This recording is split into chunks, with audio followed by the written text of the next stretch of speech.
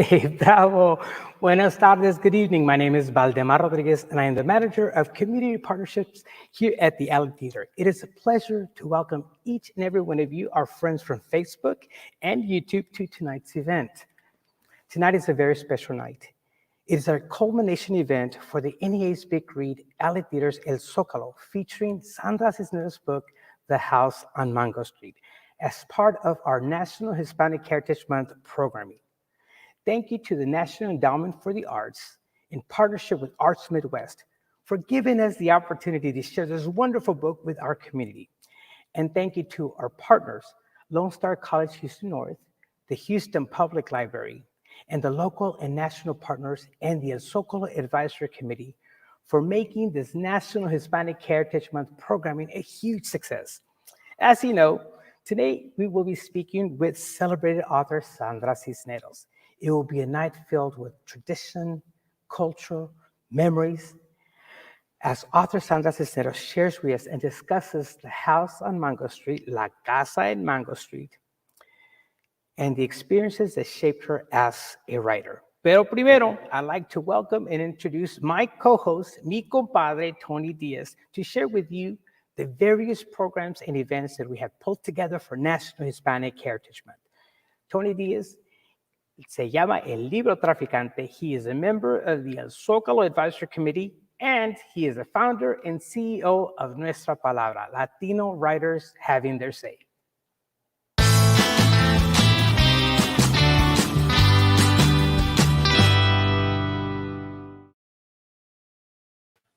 Valdemar, it's so wonderful to be here with you tonight. Wow, it wasn't just yesterday that we were planning all of the programming around the Big Read? So many details, so many dreams, and it all has come to pass. Congratulations to your crew, our crew, and it really is a victory for our community because we've stretched Hispanic Heritage Month out a couple extra days and weeks. That's right. That's right. Well, we were so excited. You know, Tony, I know when we first got together, we were talking about the NEA Big Read and the different programming. I was so excited to hear what you and Lone Star College Houston North were doing. So share with us a little summary of the different programs that you were able to do with the NEA Big Read. Well, I'm really proud to be a professor at Lone Star College Houston North, and our team came through from the library system to student life, and we kicked it off right at the beginning of Hispanic Heritage Month with a really great program called The Good Life Through Good Books and Good Health. And we brought in two Chicano psychologists, Dr. Jessica Samaripa and Manuel Samaripa from Austin, and they broke down some ways that the book touches on different issues of mental health, but also in a really fun cultural way, which is great because then we got to interact with folks. And that really set the tone for great events that really came in at a very intellectual level, but down home, community style, and ways that people from Nuestras Familias felt comfortable sharing the book. And this really developed. We had a great workshop for teachers. Of course, our campus is based in Alding, so we're really focused a lot of our work in that part of town. And we had a great workshop with 60 teachers. We worked nationally with Puente Foundation. We had Dr. Christopher Trevino, Dr. Chris Trevino, Dr. Christopher Hinojosa, who brought in the Puente programs. And of course, just like you do, we're going to tally up how many books we gave away. But one of our biggest events was our Dia de los Muertos block party. It was at our newest campus, which is the Fallbrook campus, right next to Fallbrook Church, Balde. Hundreds of folks came out. We featured the mariachi group of Carver High School. We played Coco at night. People drove up in their cars. Había comida, and the books flew off the shelves.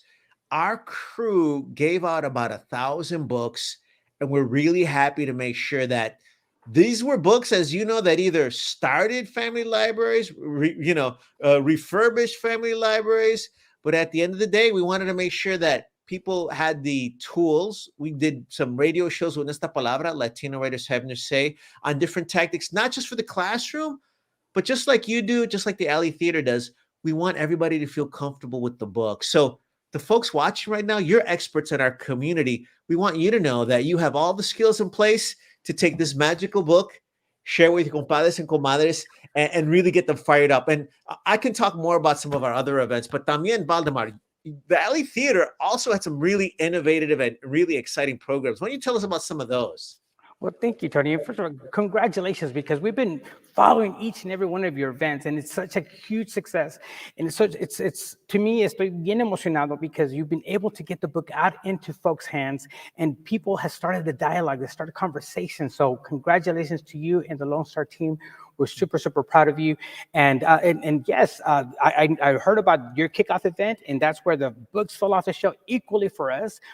Our kickoff event was amazing. It started off with a resolution from State Representative Cristina Morales and a proclamation from Council Member Robert Gallegos.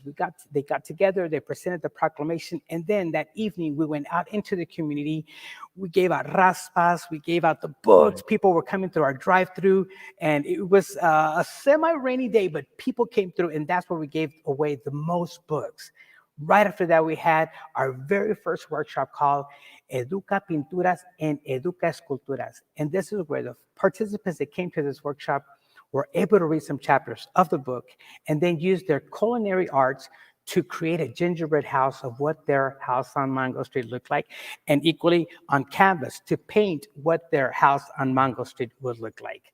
We also, with Flores Neighborhood Library, we created some wonderful workshops, performing workshops. Participants were able to come, they were able to read chapters in the book, pull the words, the dialogue, the scenes from the book, and create a scene where they were able to present it in a theater setting as well as in a motion picture, a movie screen setting. Those were very, very powerful to be able to see these participants get the words out of a book and then put some movement, put some voice to it. And then the Cuentos y Charlas. The Cuentos y Charlas were an opportunity for the community leaders to come together, partner them with mental health experts, and really delve into the issues and subjects, themes in the book that still resonate right now, not back whenever the book was written, but now they are still relevant, they're still powerful issues and still important issues. And so we did some Cuentos y Charlas with Her House on Mango Street and Ni de Aquí Ni de Allá, Neither From Here Nor From There, where it touched on the immigration issue and it tied into the production of 72 Miles to Go, being produced by the Alley Theater. And then obviously the retablos, where students and participants came together, they got a book and were able to just recite the book into a camera, out into an audience. They weren't making up words, they were just reading the words that Sandra Cisneros wrote on the book, but they were giving it with passion. They were doing it with gestures and emotion. So we were so excited that all of those workshops and events came to fruition. But you know what, Tony? I would like to share with our audience. We created a video that has all the different highlights of these wonderful, wonderful, wonderful work. So let's go ahead and roll this highlight video.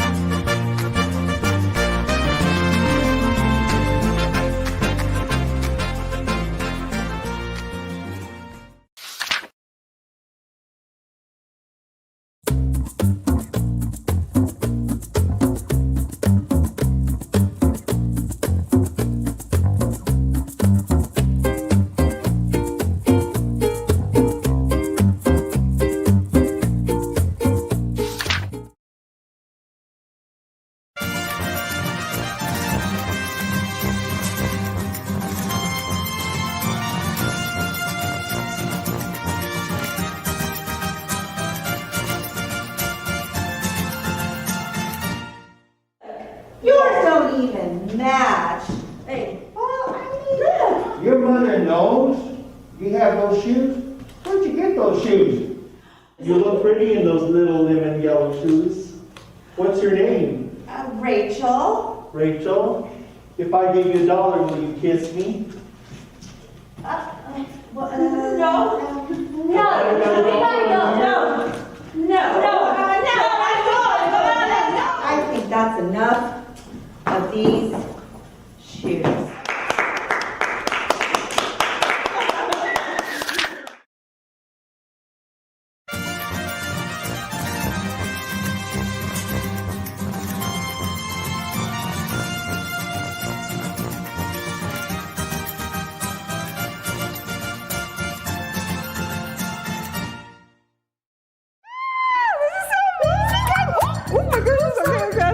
Oh my God, this is Look, there's the bus. Wave.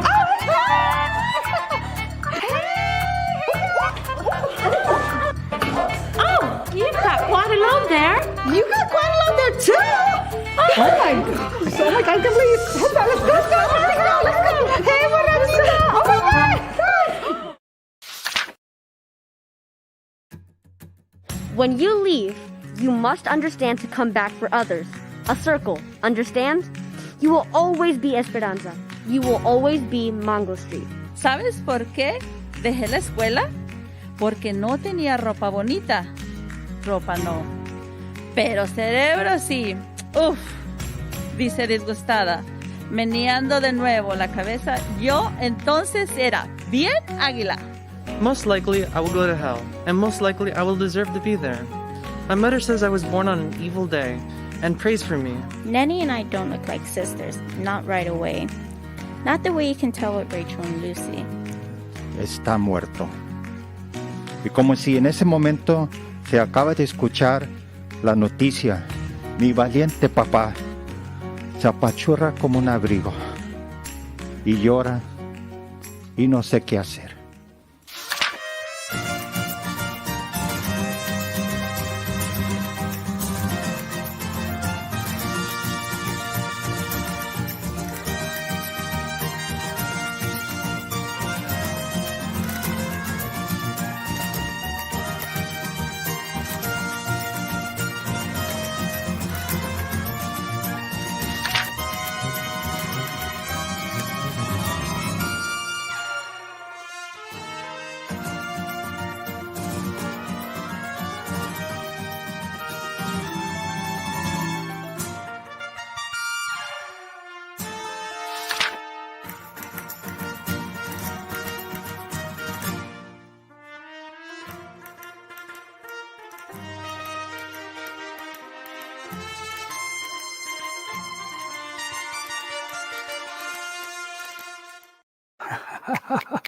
Bravo.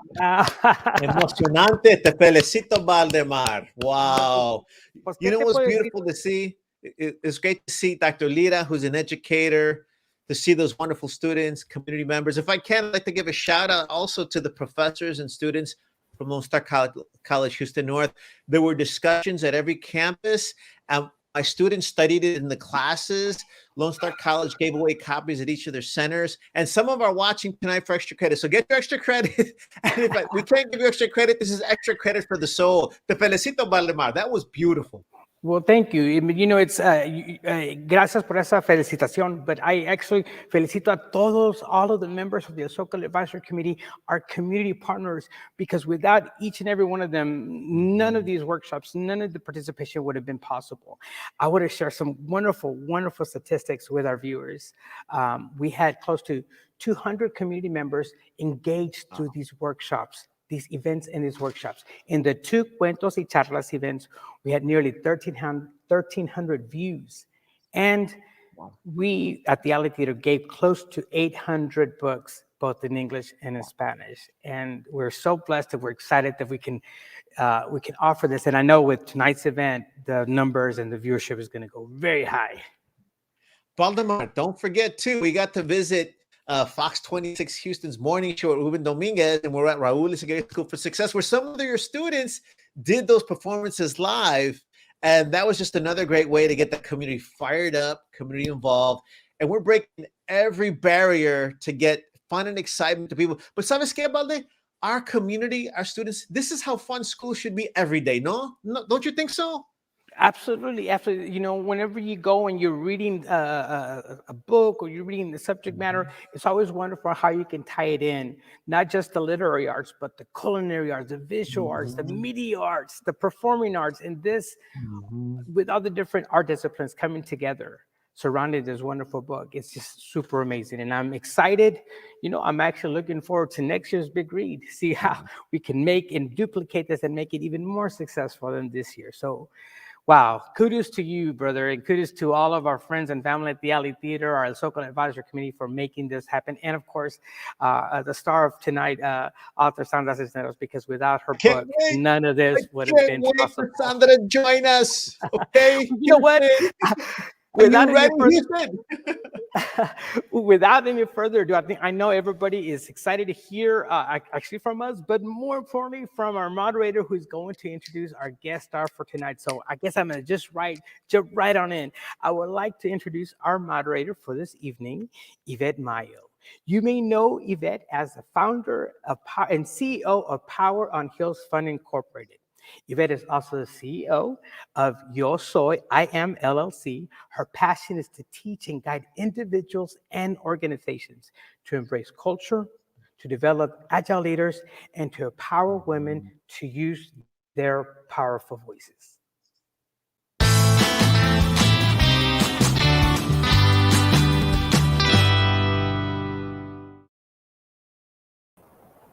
Hello, hello. Oh my goodness. Thank you, Tony. Thank you, Valdemar, for a wonderful introduction. I am so honored and just to be here. This has been an exciting, not only planning for these events, but actually the execution and hearing about the ultimate success they've had. I have to just say what an awesome initiative this has been to bring diverse communities together, this collaboration to celebrate culture and tradition, but most importantly, a book that continues to teach us lessons in life. I am Yvette Mayo, and I am super honored to be here. As Valdemar told you all, I am the CEO of Power on Hills Fund Incorporated. It is a nonprofit organization that is focused on the economic empowerment of Latinas, not only here, but everywhere. I'm also the CEO of Yo Soy I Am LLC, a training company that is focused on teaching culture, leadership, and empowerment in every community. I'm super honored to be here, but most importantly, I am a proud member of El Zócalo committee here at the Alley Theater. And this has been an amazing year for all of us. And this event is going to go down as one of the things that I've enjoyed doing with the committee up to this point.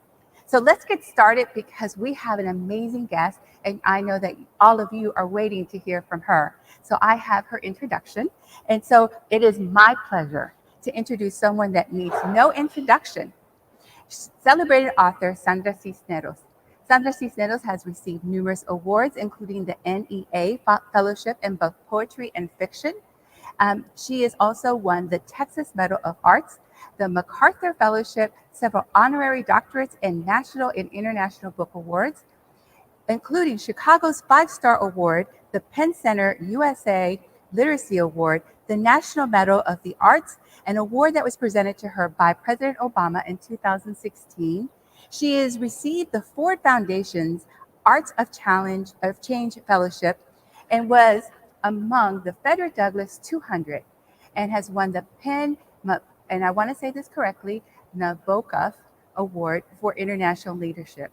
Her classic coming-of-age novel, The House of Mango Street, has sold over 6 million copies, has been translated in over 25 languages, and is required reading in elementary, high school, and universities across the nation. It is my pleasure and honor to welcome nuestra amiga Sandra Cisneros.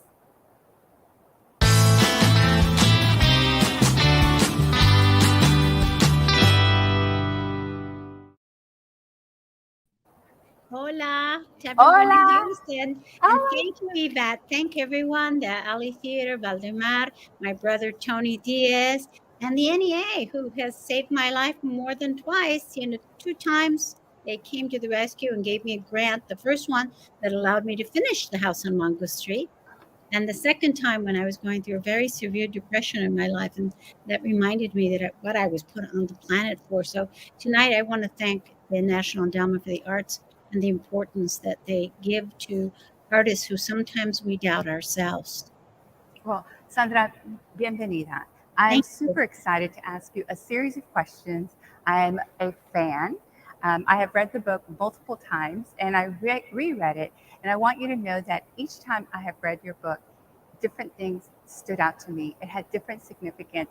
It is something that continues to give back to me. So thank you, a personal thank you. Muchas gracias from me. Yes. But I am a fan. But we have a series of questions. And before we jump in, I just want to make sure anyone who is participating and watching us online, please take a moment and put your questions in the comments for us, and we will do our best to answer your questions. I have a few questions that have already been pre-sent to us from other people who have already read the book, but I want to make sure that you have a chance to participate because we want you involved as well, okay? So Sandra, I know I can talk all night, but they're here to hear you. So I have my first question. Are you ready? Lista? Wonderful. Okay. This question is from Ernest. This came from our Lone Star community. He says, where is home for you? Oh, well, that's a good question because, you know, when I was a child and a young woman living in Chicago where I was born, I always felt a little discombobulated, a little bit, you know, unbalanced. You know, living in Chicago, I lived in a very noisy house with 8 other people, and I am and was hypersensitive, as many artists are, but I didn't know that word. I didn't know what that was. I just thought I was like, my mother would complain, "Eres delicada," you know, because I would complain too much noise. And, you know, and now I realize that some artists like me are hypersensitive to all of the senses. We feel things too much and it's hard to filter. So now I know that. And I realize the more I know myself that it's important that I make wherever I am my home, and I make it conducive to me being calm and feeling safe and feeling creative. Now I make my home in San Miguel de Allende, Mexico. I am not there today. Today I'm in Texas and San Antonio. But when I'm at home, I realize that home is, I'm like a little caracol, like a little snail that I carry home inside my heart, and that I have to work even if I'm staying at a guest house or hotel or wherever I am in the world to understand what it is I need so that I can feel calm and safe and creative. And that home is here now. It's not so much a place as much as me knowing myself and knowing my needs. Does that make sense? Oh, absolutely. It absolutely does. Which brings me to think a little bit about your book. Each character was looking for a way to belong, whether to belong in community, whether to belong because of language, age, whatever the case is. And I can understand why belonging is so important. I heard that in your answer. And you made that a big part of your book. Why is that so important to belong? Well, you know, when I was very young, I really didn't know that's what I was searching for. Even though now I'm about to turn 67 in a couple of months, I realize now that I said some things that were very prescient. And I was a little bit of a bruja at that time, the way all artists are when we're writing from our hearts. And I said a lot of things that would come true and that would come to be a part of my life, but I didn't know that at the time. I didn't know that home was a feeling of belonging. And the most important thing when you're young is a lot of times, you know, you want to be accepted by others. You want to feel you belong. You want to feel you're a part of a spirit family. If you can't belong to your blood family, if you feel a little odd, like I did with your blood family, you look for another place to belong. But I think with the years, you learn that the most important part of you needs to feel at home within yourself. You need to know yourself. You need to understand yourself. And the older you get, you start reading and learning and coming to an understanding that there's love all around you. It's not coming from one person, but it's coming from the universe, from the animalitos, from the plants. And you make a spiritual journey where you start falling in love with the universe and the universe falling in love with you. So you never feel sola. You don't feel depressed. And you feel a gusto en el mundo. You know, I think that's the part of the belonging when you get older and you know yourself. Absolutely. Absolutely. Thank you for that. I have another question for you. It says here, how would you like to see the House of Mango Street put to good use in the world, in classrooms, in cities, as a tool for change? You see what the Alley Theater's done. I would love to know what you think. Wow, that's a good question. Well, I like when people in different fields take it and use it. Like I understand that sometimes it's been used in the prisons I really think that that's where people are looking for a home of their own. And it's been used in women's shelters. It's been used for centers where people have been victimized, like, rape centers. And I would love to see it used in more social settings like that. I'm always impressed with the creative ways that therapists will say, "Oh, I use this book, and this is how I use it." I'm always impressed by the letters I get and how people are using it. Sometimes it's used in China or, someplace I would never imagine that it would be a hit, I'm just flabbergasted at who it speaks to and how it's been working throughout the years since I first picked up my pen. So I hope that it will help young people who we have seen risen up in the last year to become community activists. I hope that we will see it with people who are organizing on behalf of immigrant rights. I hope that we will see it for housing rights. I hope that we will see it for disability rights. I hope that we will see it for LGBT, and I always get the letters all mixed up. Q, did I get that right? I hope I did, and apologies if I didn't. I really feel that anyone who has felt uncomfortable, displaced, and made to feel that they are not part of our family of humanity, that I hope that they will use it as a wake-up tool, because as Alicia says to Esperanza at the end of the book, who's going to do it? And she asked her, who's going to fix it? The mayor? And there's a pause, and Esperanza has to think that she can't wait on a politician, that she has to do it herself. And I think that's where we are right now, that we have to become the leaders that we've been waiting around for. There's no Dr. King says that Chavez is not here, Gandhi's gone, but his words and their work and their movement lives on in us, and we have to do that work. So I hope people realize that they are Esperanza. They know the address of a house on Mango Street, and they can't wait for the mayor to take care of it. They have to deal with it themselves. Absolutely. Personal leadership is critical now. Your voice is meaningful. And I think that's more important now, and I echo that sentiment. What I want to ask, a follow-up question to that, is why did you choose the voice of a 14-year-old girl to tell your story on the house on Mango Street? Well, I never said how old she was. Or the young woman. Yeah, I was going through when I was 21, 22, actually from the time 19 up till 24, a very traumatic time in my life about things I couldn't talk about and which I want to write about. And so I had to take an earlier voice because when you're writing about something, if you write when it's happening, it's hard to see yourself and to be objective. You have to take a story that happened to you 10 years earlier. So I was trying to take an earlier voice and earlier shame about things I couldn't talk about.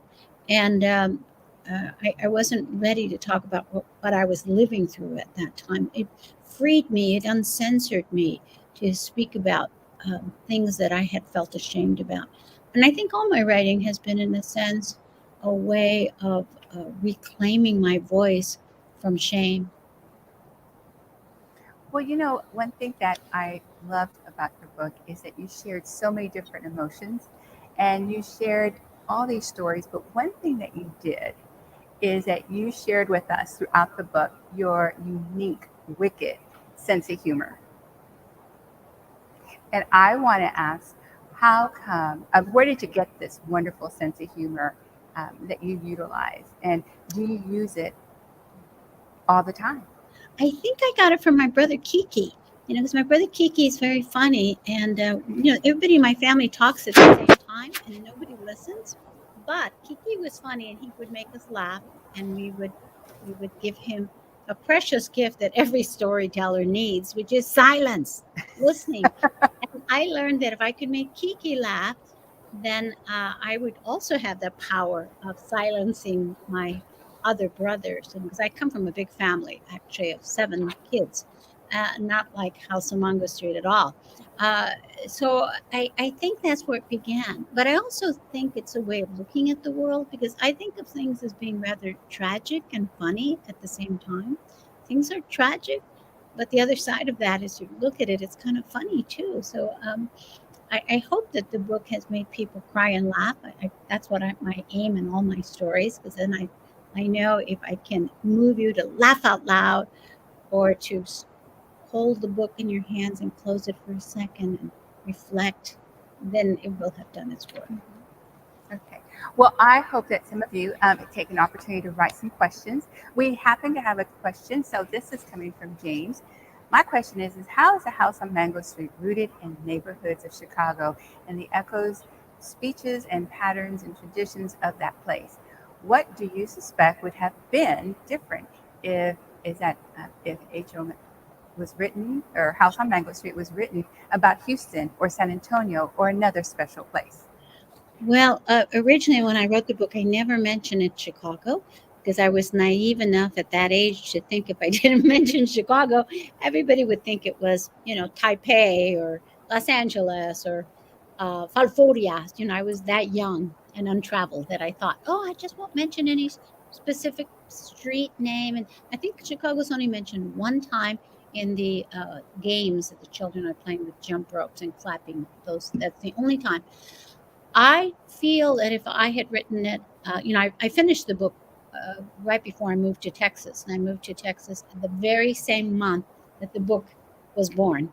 And you can see my next book, Woman Hollering Creek, the reflection of living in South Texas, because the characters are speaking two languages.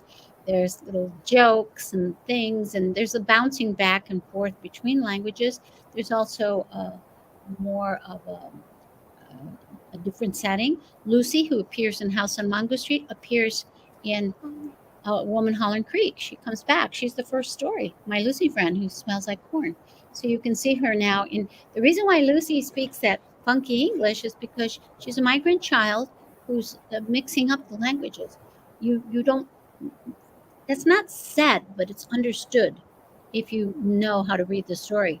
And so you'll see Lucy in her home state in the very first story of Woman Hollering Creek.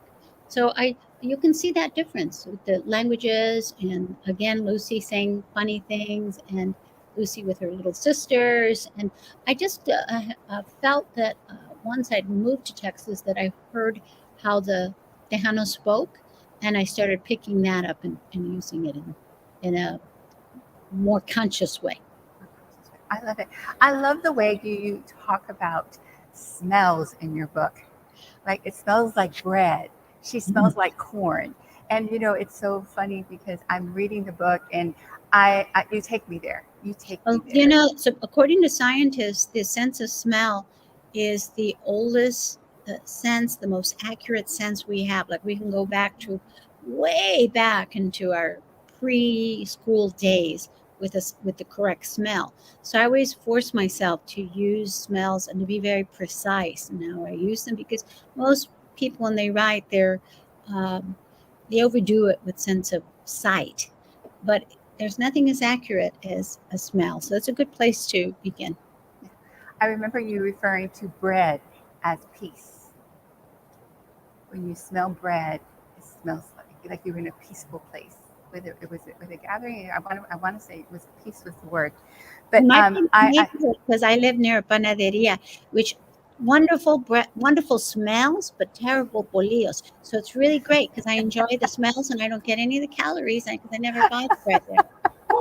I love it. I think we all need that bakery in our neighborhoods, right? That's hard. The lousy bolillos, but really good smells, and that's all you need. I love it. I love it. I love it.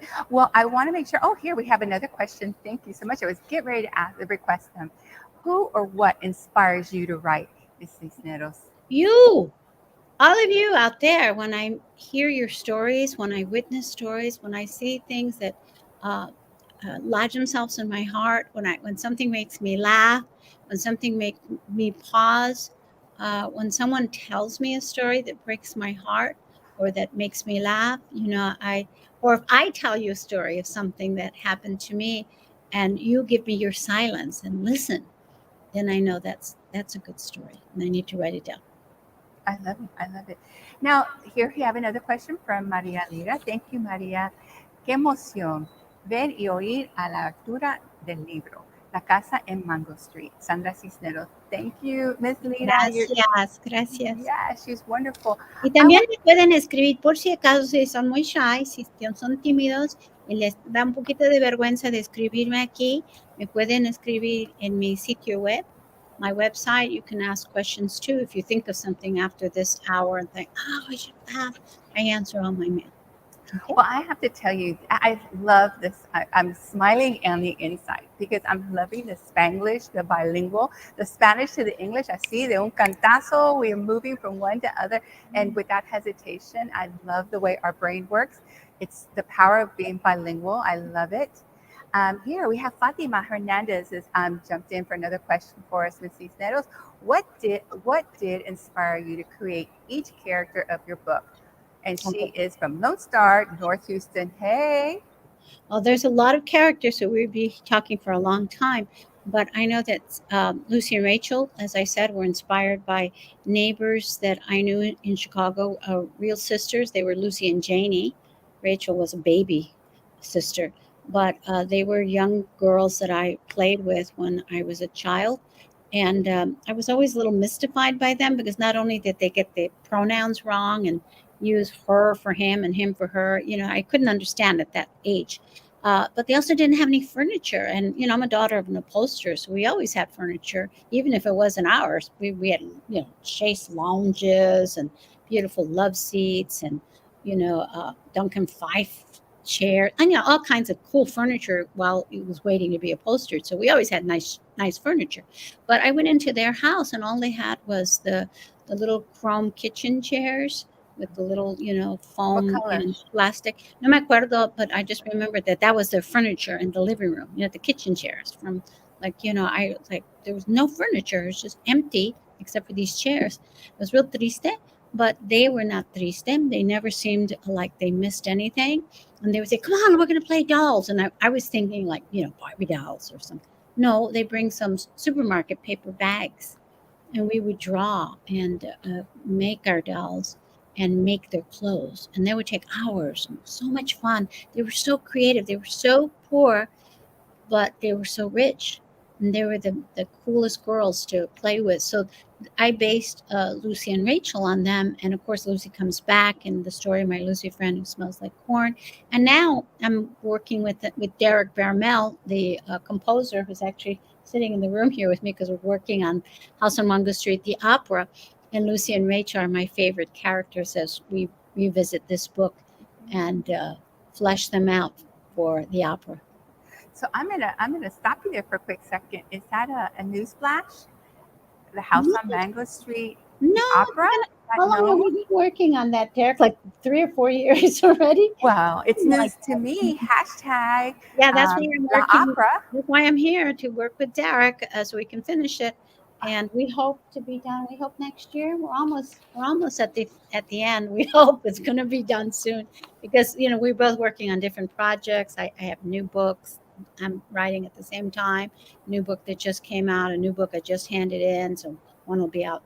A new poetry book next fall. Martita Te Recuerdo just came out this fall.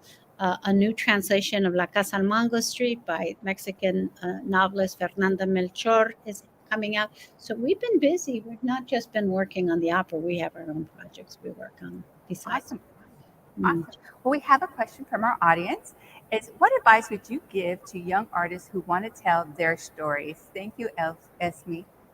I always say to any young people, it's very important first to get an education because it's hard to tell your stories when you're homeless.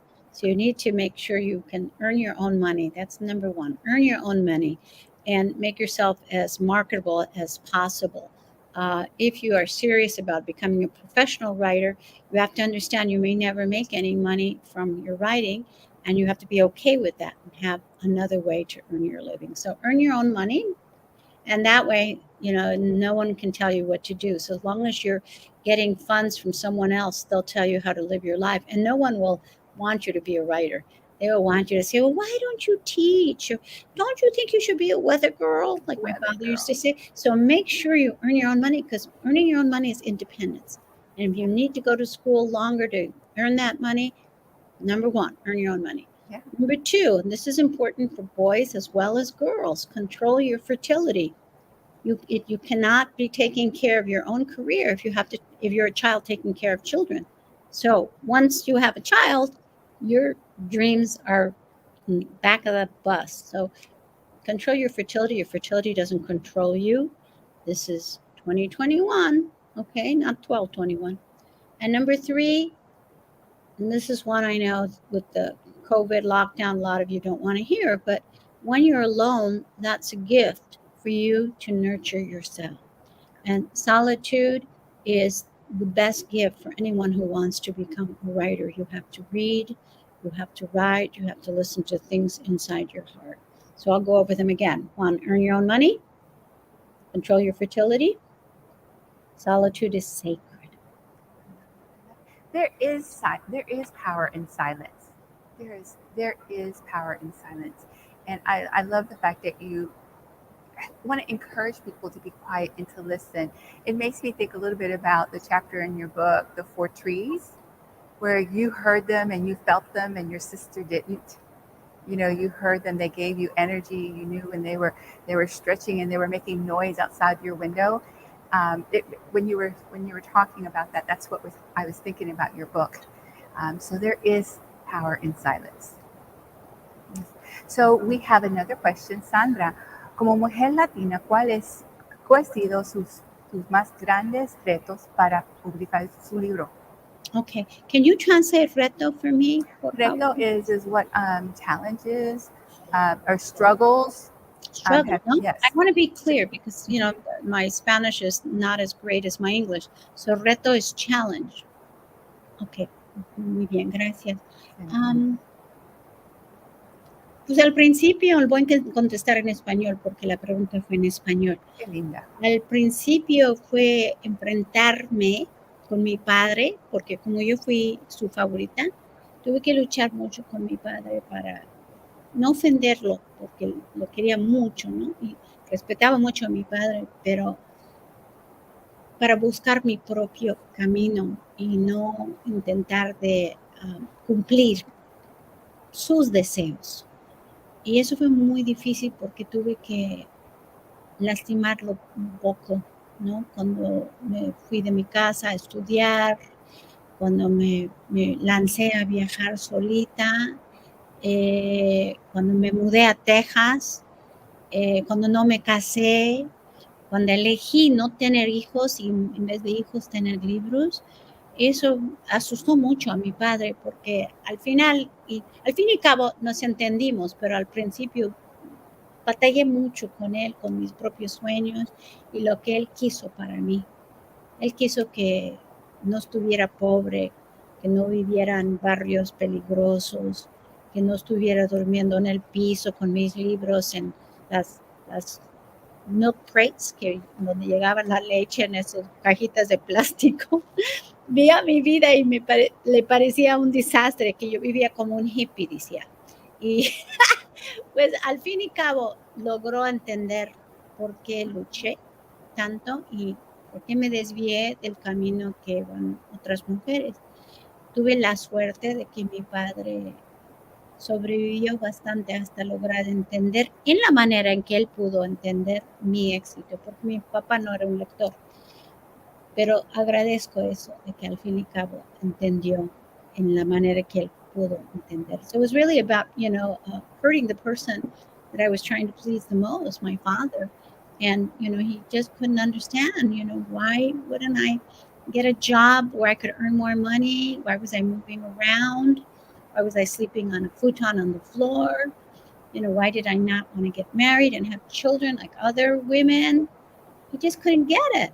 But al fin y cabo, when I started earning big money from grants, al fin y cabo, cuando gané becas y especialmente la lotería de becas, la del MacArthur Foundation, cuando gané ese dinero, mi padre le dijo, mija, no te vayas a casar, nomás te va a quitar tus centavitos. Esa era la manera en que entendió mi padre mi éxito. So that's how my father understood it. Until I started earning from my writing, then he said, don't get married, he'll just want to take your money. I love it. I love it. As you were answering that question, it just keeps relating back to parts of the book that, again, continue to speak to me. And I think that we all have, culturally, we want to be dutiful daughters, right? To help to always please our parents, right? But they do set not just please our parents, please everybody except ourselves. Absolutely. Everybody. Absolutely. We're taught to be a good woman. We don't even ask ourselves what we want. Exactly. And I've loved that the character at an early age was brave. She was courageous to step away from that and see and do things differently and try. But I love this part where your father had told you to become a weather girl on the television station, to marry and have babies, as you mentioned. But it doesn't, but you didn't want that. And it's so important to be able to tell people what you don't want. And so I appreciate that as a mujer Latina, una mujer poderosa, as a powerful woman, that we need to use our voice. So the book has been around for quite some time. And even now, this book still stands out to women of all ages or people of all ages. Why do you think your book has such appeal to so many different people over so many different generations, this long? Even no sé decirle, no sé. I can give you my theory.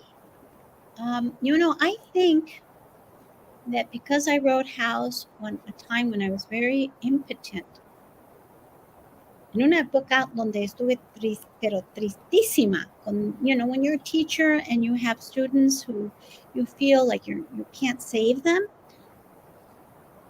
I just think I wrote from my heart being broken open for my students during that time in my 20s. And so I didn't have any illusions that I was going to win a prize or get an award, or I wasn't writing for ego. I was writing on behalf of my students, con puro amor. And I think that what we create on behalf of people we love, when we don't do it for ourselves, it's a key to one of the truths of the universe. I really do believe that. And it didn't happen right away. Like I wrote it in my 20s, from 21 to 28. And then it took another 10 years before I started to see the harvest from those seeds I had planted. It wasn't overnight. It took 10 years for it to, get traction and then start getting distributed. And then, you could start saying, oh my God, now they're teaching that book back in the school where I gathered the stories. What? Now they're translated and it's being used in the prisons. It was doing its spirit work. And I think it's because I wrote it with puro amor, and I didn't do it with a personal agenda. And I think that's key. Cualquier cosa que hacemos con puro amor on behalf of those we love is always going to turn out well. Siempre sale bonito. And truth always works, right? Well, the thing is, as long as you tell the truth and don't hurt anyone, that's a caveat. I agree. We have a question from one of our audience members. Thank you, Susie. As a writer, what has been the biggest mistake you've learned from what you have? Is it Vico? No sé, I don't understand the rest. I don't understand the last word. Yeah, it wasn't complete. Yeah, I don't think it was completed. Well, we make a lot of mistakes, but the wonderful thing about our mistakes is how do we get up from those mistakes? And so I think my biggest success has come from how I survived my mistakes, how I continued. I think that the mistakes in my life, and I've made a lot of them, especially relationship mistakes, and people I went after, or people I grieved after, looking for someone else to complete my life. Those mistakes that I made took a lot of energy and a lot of time. Right. So, but I was able to make something from them, stories, poetry, and to move on. And so I think, those mistakes, which I call exploding cigars of life, took me on my camino sagrado, as much as the people who were in North Stars. So I'm grateful for all my mistakes.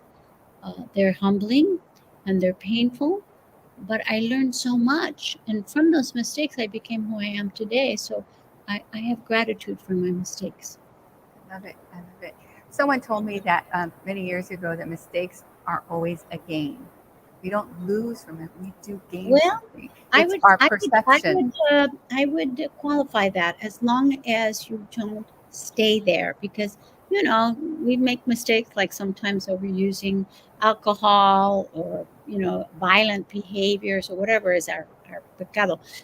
But those mistakes are only good if you lift yourself up from it and move on, not if you stay in suspended animation. So we need to remember that. I love that. I love that. We have another question from an audience member. Thank you, Ronald Castro. Why is it so important to teach our students to hold on to our culture? It's not so much hold on as to discover who you are. I think it's important for every person to discover who you are. And for those of us who come from a Latino culture or Native culture or African American culture or Chinese culture, or whatever it is that you are, your culture as a person of color isn't taught in American educational system. And when you get taught Texas history or American history, it's from a European point of view. So if you're not taught who you are, then you're going to be lost and walking around like a ghost. And so you need to know, regardless of who you are, you need to know your own history.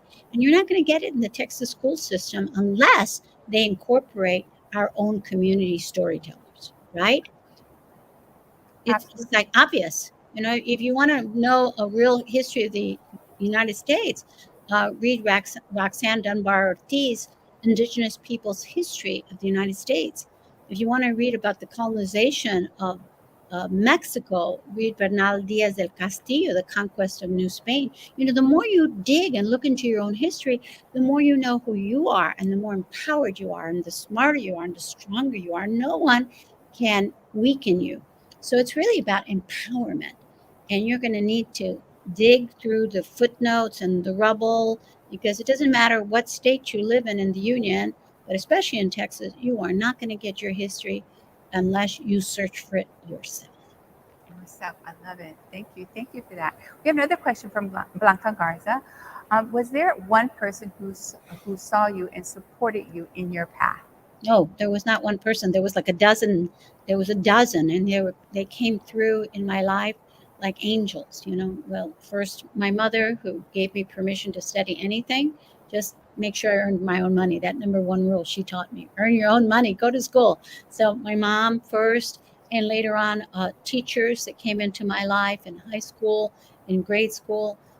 Later mentors, other writers that would come in. Later my literary agent, who I met in a crucial time in my life. My first publishers. So not one. I'm standing on many people's shoulders. I could not have done it by myself. I love it. They came in for a moment, for a reason or a season, right? And they keep moving you forward. Yes. Kept moving you forward. I love it. I love it. Please, if you are tuning in, please join us and add some wonderful questions. We received wonderful questions like Blanca's question just a moment ago, and Maria and other people. Please, this is an opportunity to hear from this amazing literary wonder that we call our amiga Sandra Cisneros. I hope that you guys are enjoying this as much as I am. I'm fanning out here. I'm trying to do my job, but I'm just hanging on every word. Here, thank you, Sheldon. Thank you. Here is, what advice would you give to a writer working on their first book? Okay. I think it's important that you have a community of readers to read your manuscript. And you have to start first with writers who are at your level. So I don't know what age you are or where you're at. If you're in high school, it's good to have other high school students or other students your age and at your level. And sometimes you can find that community online. You can look for workshops online. and find, or magazines like Poets and Writers will tell you about workshops. At Houston, there are many organizations there in Houston. You can just Google and you will see several workshops. But it's important to find a community of like-minded people at your level. And if you're lucky enough with a professional writer who is guiding the group. So that's essential. And, you need to have access to books. So I would strongly urge you to get a library card and read. You're only as good as what you're reading. And you need to have mentors. And most of the time, professional writers don't have time to look at your work unless you're enrolled in a workshop with them. Some of those workshops, as I said, are community centers, literary centers, or writing centers. And if you're lucky enough to be in Houston, there are many workshops that you can enroll in without having to be at a university. If you are at a university and you're serious about going for a degree, that's another way to have a couple of years and mentorship from several writers. But basically, you're going to need a community of writers that are going to force you to finish your work, that are going to critique your work, and a professional writer that will help guide you along. I love it. I love it. I think she gave some great tips there. And now we have Bernice. Here's another question for you, Sandra. Will Mexico be your forever home? I don't know about forever anymore. I remember saying, "Oh, I can't live in Mexico. I would never live there." And then whipped cream pie comes in your face. So I never say never, and I never say forever. I don't know. It's my home right now. I don't have any idea where I will be tomorrow. Wonderful, wonderful. Do we have any other? Oh, here we go. We have Sergio. Due to the transition from hardcover to digital books and the decline in the literacy comprehension skills, what advice do you have for our social media generation? Good question, Senor Lita. Excuse me, Dr. Lita. Well, first, I want to thank Dr. Lita for being a performer. And I think it's important that we perform works and bring to people that way by acting and by audio. I've taped all of my own stories. All my books exist on audio. And I recently just did the Spanish translation by Liliana Valenzuela, my most recent book, Martita Te Recuerdo. So I think that there are different ways to introduce stories. And I think that by performance and by audio and by film, which I see the Alley Theater did, all of those are great ways to do it. And I hope opera soon. I know one they can bring. Just a shameless plug. Here we have another question for you. Thank you, everyone, for your questions. Please keep them coming. This is Emily. Do you have a favorite book or a book that has inspired you? Yes, I have many favorite books, and one that I go back to when I'm trying to write at my highest level is a book called The Time of the Doves in English. In Spanish, it's called La Plaza del Diamante. It's a translation from the Catalan by the Catalan writer Mercè Rodoreda from Barcelona. And it's a beautiful novel about a woman who survives the Spanish Civil War in the 30s. And it's one of my favorite books. I love it. I love it. Any additional questions from everyone? Because I have questions. We can certainly. I'm gonna ask this question. So while all of you are typing and thinking behind the screen, one thing that I love that you do so well. I mean, I love your sense of humor. I love your characters, but I love your descriptions of things. I remember about the house and the young boy with the 21 steps, and they were crooked, like crooked teeth. I every time I read something like that, I laugh, but I just love your imagination. Do you go back and edit those? How do those things come up in that marvelous brain of yours? Well, they visually, I'm a visual artist too, and I began as a visual artist, and I still draw. So for me, when I think about these memories, that's what they look like. I remember sitting on those steps and realizing they were kind of like my teeth, with little chuecos, some were a little this way, some up, some, And, they were made that way on purpose so that the rain would slide off, is what I heard. That's what I was told. And I thought, they look a little, a little bit like my crooked teeth. I just see it. I'm very visual. Well, I just want you to know you took me along with those, and rereading for the big read. I laughed out loud. I found myself laughing out loud reading some of those descriptions because I loved it. I loved it. I hope that we have a few more questions. I think that I've asked Sandra all the various questions I had for her. I hope that all of you continue to send in some questions. But if not, I think that we can possibly continue. And you can write to me on my website or follow me on Instagram. Oh my goodness. So one of the things that I want, thank you. I wanted to ask, here's her website. Please write it down. Please stay connected to the author. But I think it's so important for us to continue the program and take full advantage of some special surprises we have set for you. So are you ready for us? Because we have a special guest coming on board. All right, here we go. Now I want to introduce, I have the enormous honor to introduce our guest, who has a very, very special announcement for you, is Dr. Quentin Wright. Dr. Wright is the founding president of Lone Star College, Houston North. Prior to this position, he served as a special assistant to the chancellor, interim vice chancellor of academic success, interim vice chancellor of student success, vice president of instruction at Lone Star College, Tomball, and in the roles of interim vice president of instruction, academic dean, speech instruction at Mountain View College. It is my pleasure to welcome Dr. Quentin Wright.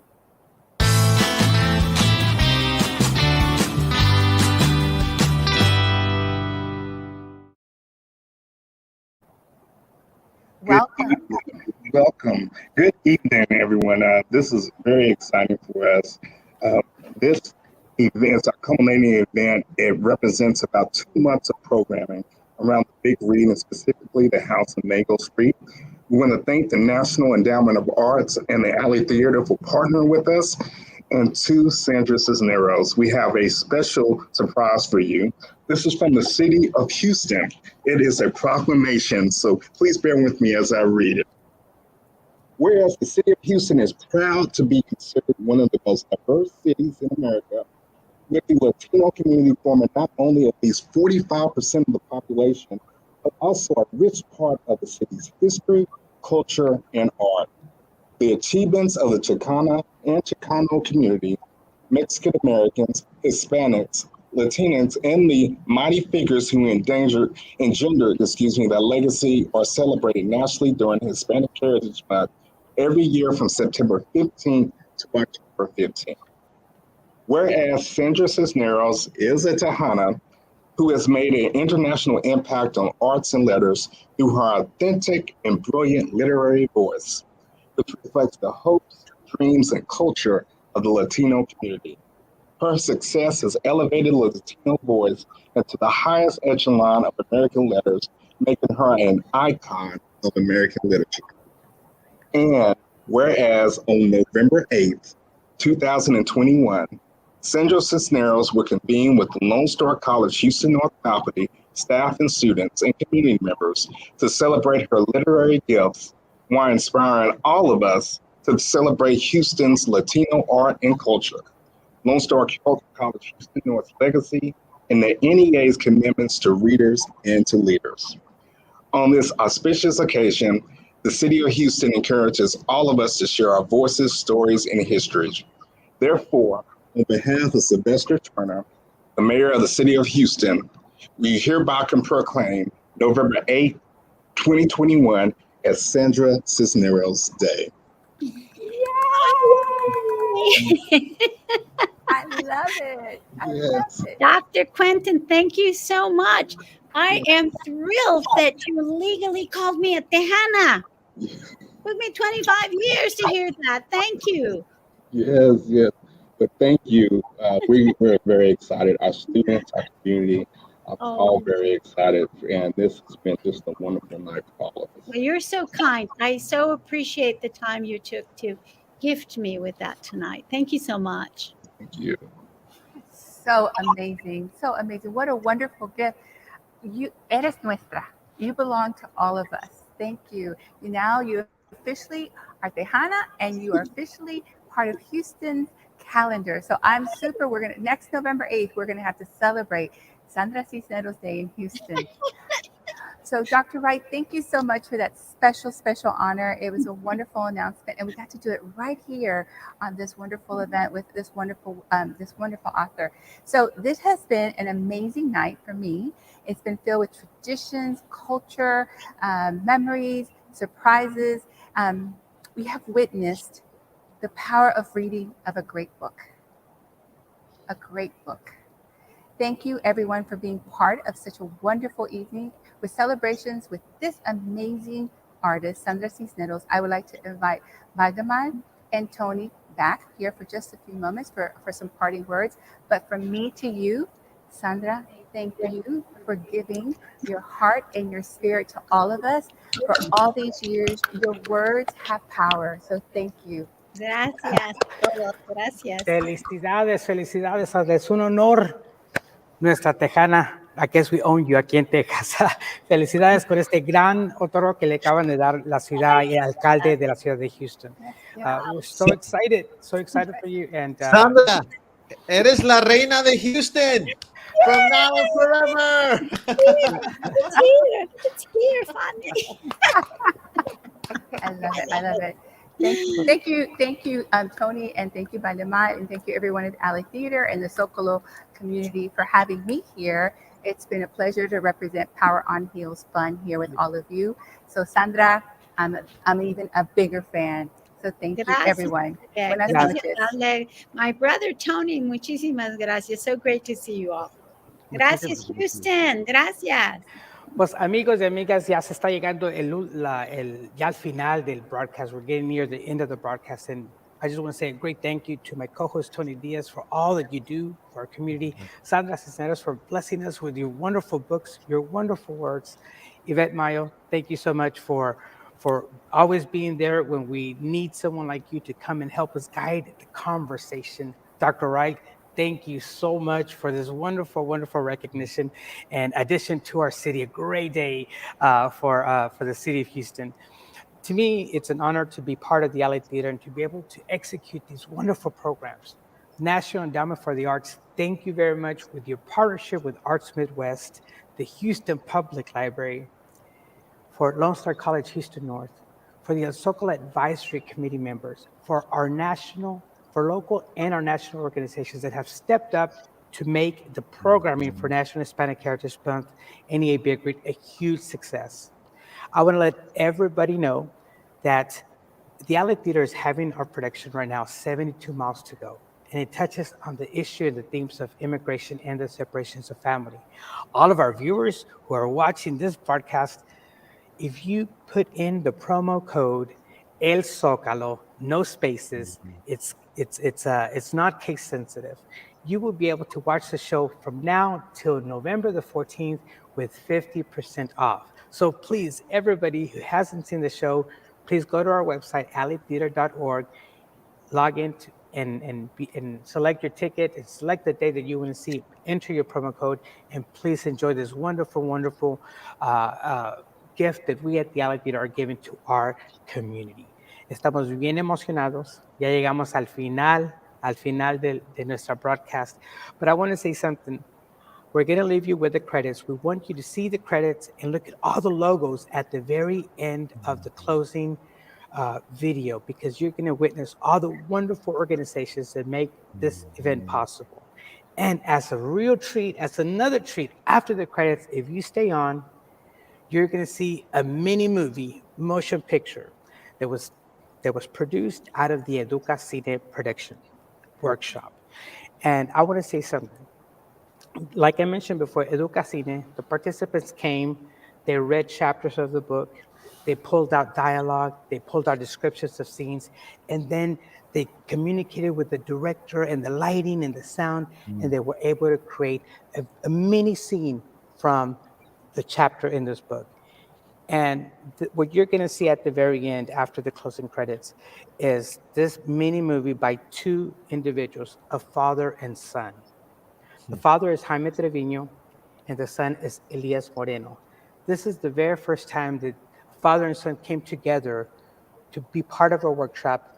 El papá me dijo, Valdemar, estuve bien emocionado de poder compartir en este taller, porque a mi hijo le gusta el teatro, le gusta el cine, y yo pude participar en algo que a él le gustaba, y lo hice con mucho amor y con mucha pasión. Papá que despierta en la oscuridad. Esa es la historia del capítulo del retablo que ellos hicieron. So, without any further ado, I want to say thank you to each and every one of you. Enjoy the credits and the little mini motion picture at the end of the video. Thank you so much. Los quiero muchísimo. Muchísimas gracias y que tengan una bonita noche.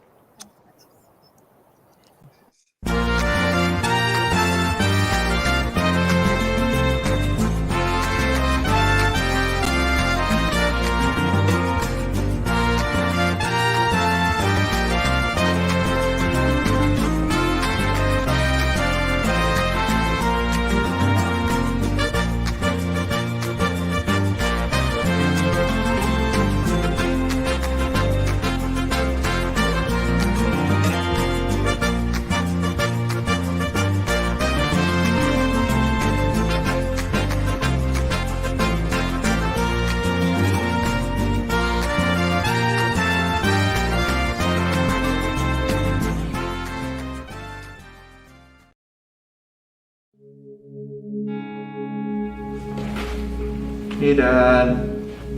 What's up?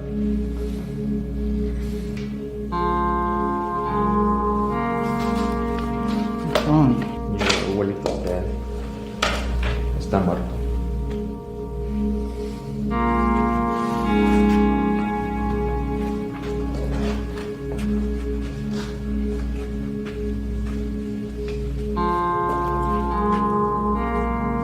Dad?